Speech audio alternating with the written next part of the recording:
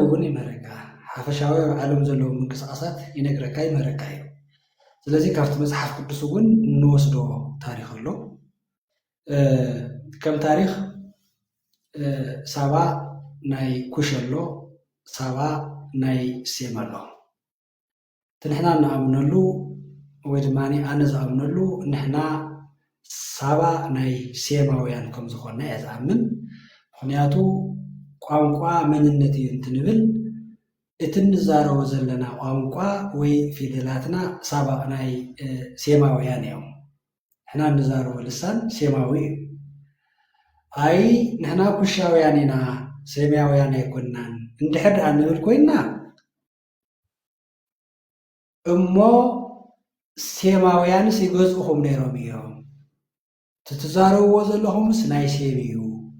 ስለዚህ ብሴም ኢኹም ተገዚኡኹም ቋንቋኦም ገዲፎም ኢልኩም